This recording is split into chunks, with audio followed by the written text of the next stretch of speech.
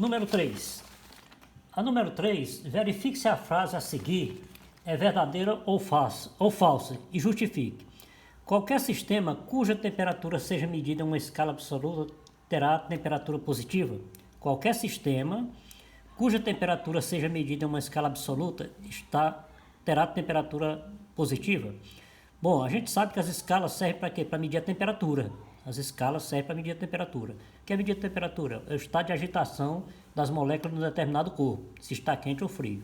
Então, quando ele diz aqui, qualquer sistema cuja temperatura seja medida em uma escala absoluta terá temperatura positiva, a escala absoluta é a escala Kelvin, tá? A escala científica Kelvin. Então, quando ele diz isso aqui, leva a gente a pensar no estudo que diz o seguinte, totalmente verdadeira, a escala absoluta a qual a questão se refere é a Kelvin. Então, a escala absoluta é Kelvin, menos 273 para o ponto de fusão da água, 373 para o ponto de ebulição. Então, a menor temperatura que se pode chegar na escala Kelvin é zero. Esse valor é impossível de chegar em nosso planeta. Menor do que isso não tem jeito, tá bom? Então, menos 273 abaixo de zero significa que o estado de agitação das moléculas praticamente não existe. Então, a escala absoluta, todas as vezes que se falar escala absoluta, significa o quê? Que estamos tratando da escala Kelvin, ok?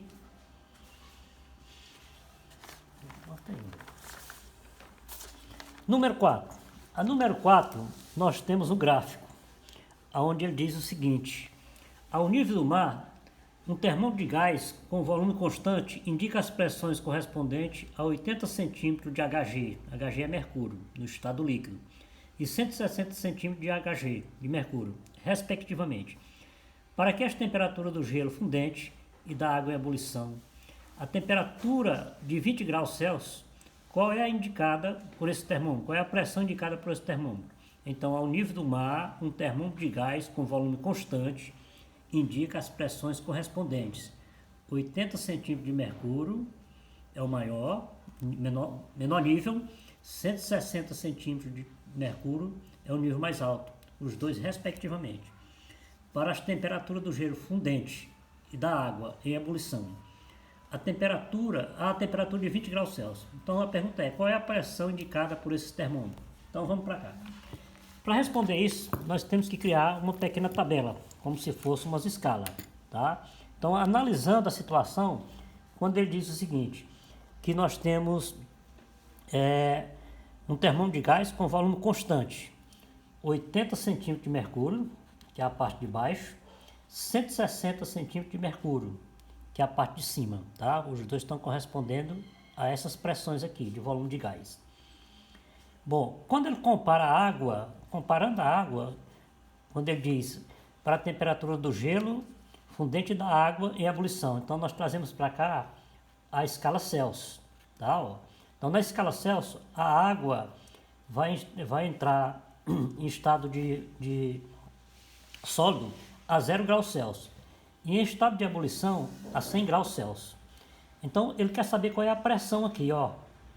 Que pressão vai ser esse mercúrio quando tiver com 80 centímetros de mercúrio e 160 centímetros de mercúrio. Está aqui a pressão.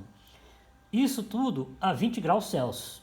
Esses dois aqui, ó, ele quer saber qual é a pressão a 20 graus Celsius. Então, fazendo um paralelo aqui, ó, pressão a 20 graus Celsius, nessas duas tabelas, depois criadas essas duas tabelas, nós vamos simplesmente colocar na fórmula. Então, olha aqui, ó, vai ficar o lado menor, pressão, ó, 80, sobre o lado maior, 160, 80. Então, P menos 80, que é esse lado aqui, ó, sobre esse, 160 menos 80. Então, esse lado, que é P menos 80, sobre o lado maior, 160 sobre menos 80, que é igual. O outro lado, esse lado aqui, ó, 20 menos 0 graus Celsius, o lado maior, 100 menos 0 graus Celsius, tá? Ó, 20 menos 0 graus Celsius, tá aqui a barrinha que é essa aqui, ó, 100, que é o lado maior, menos 0 graus Celsius.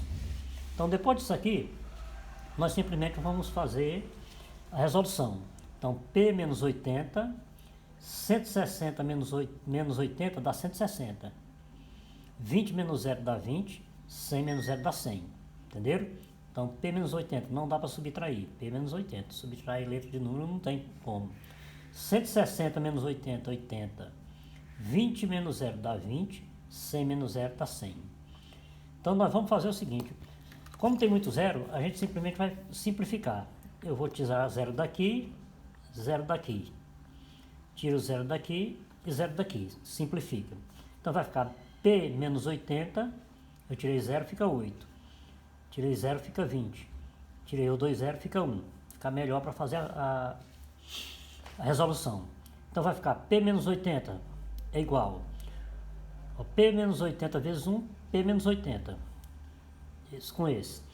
8 vezes 2, 16. Fica depois da igualdade. Primeiro, a incógnita. P menos 80 vezes 1, P menos 80. Todo mundo multiplicado por 1 dá ele mesmo. Então, multiplicando em cruz. Agora aqui, ó.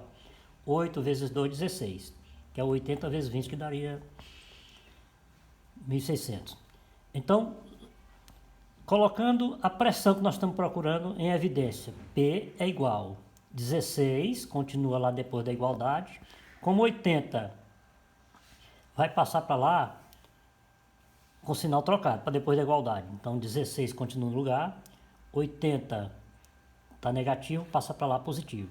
Então, a pressão vai ficar 16 mais 80, a pressão será de 96 centímetros de mercúrio. 96 centímetros de mercúrio. Será a pressão aqui entre esses dois termômetros de gás, um com 80 centímetros de mercúrio, outro com 160 centímetros de mercúrio a essa temperatura. Ok?